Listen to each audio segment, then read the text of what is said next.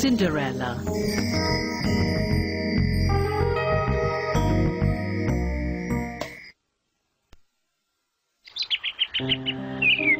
Once upon a time, there lived a sweet little girl called Ella. Her mother had died when she was a child, and soon her father too died. She lived with her mean stepmother and her two proud stepsisters. They made Ella do all the housework. "Clean the chimneys, dust the cupboards, iron my clothes," they cried. The young girl was always covered in soot and dust.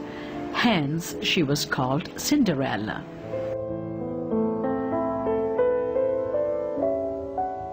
One day, the prince invited all the girls in the kingdom for a ball in the castle.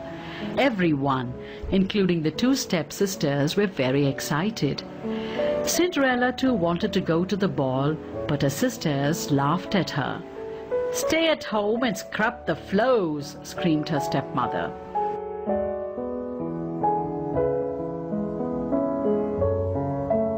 The day of the ball finally came. The stepmother and stepsisters left Cinderella alone at home. She was so disappointed that she began to cry. Suddenly, she saw a shimmering light in the room. A woman with a kind smile and a wand stood in front of her.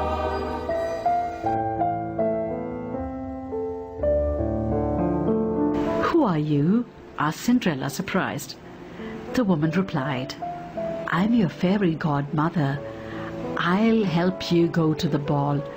Now do stop crying." "But I have nothing to wear," sobbed Cinderella.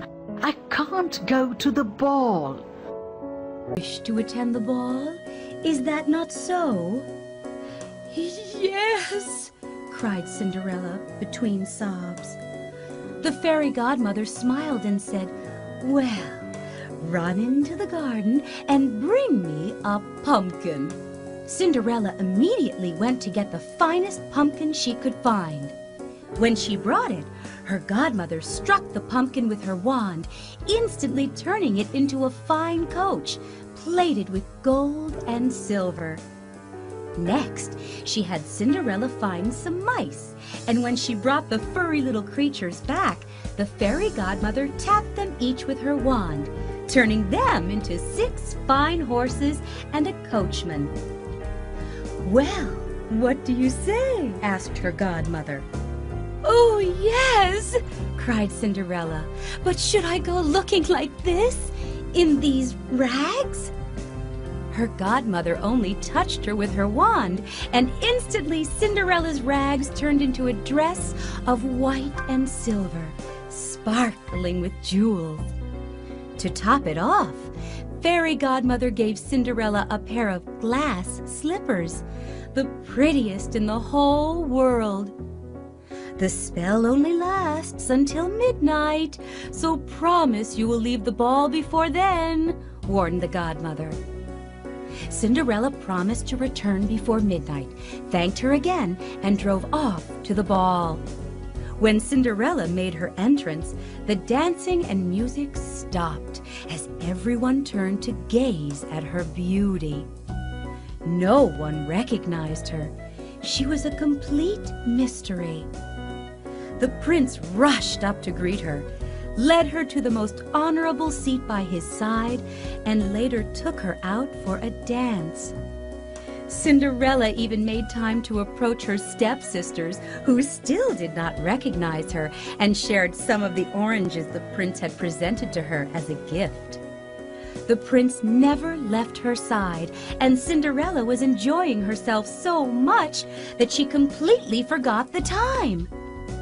When the clock struck midnight, Cinderella was shocked and fled immediately, leaving one of her glass slippers behind in her haste. The prince ran to follow her, but only managed to pick up the glass slipper she left behind. Cinderella managed to get home, but she was quite out of breath and in her dirty old clothes. She was resting in bed when her two stepsisters stumbled into her room. "You stayed really late," cried Cinderella, rubbing her eyes and stretching as if she had been sleeping.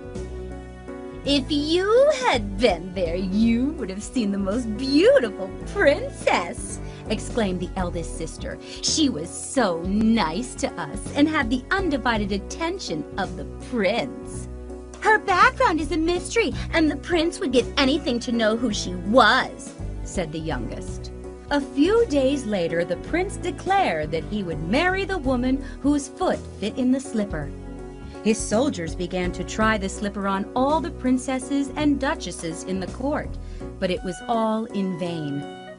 Days later, it was brought to the two sisters, who tried with all their might to make the slipper fit. Cinderella, who saw this, politely asked to try it. Her sisters burst out laughing at the idea, but the prince ordered that everyone in the kingdom should have a try. When Cinderella's foot slid perfectly into the slipper, her sisters were astonished. Cinderella's fairy godmother appeared, and with the flick of her wand, turned Cinderella into the beautiful girl from the ball. The stepsisters dropped to their knees and begged for forgiveness for the awful way they treated her over the years. Cinderella lifted them up and embraced them, saying she forgave them with all her heart. Cinderella was then escorted to the prince, dressed as beautiful as she was at the ball. A few days later, they were married. Cinderella, who was no less good than beautiful, gave her two sisters rooms in the palace, and everyone lived happily ever after. The end.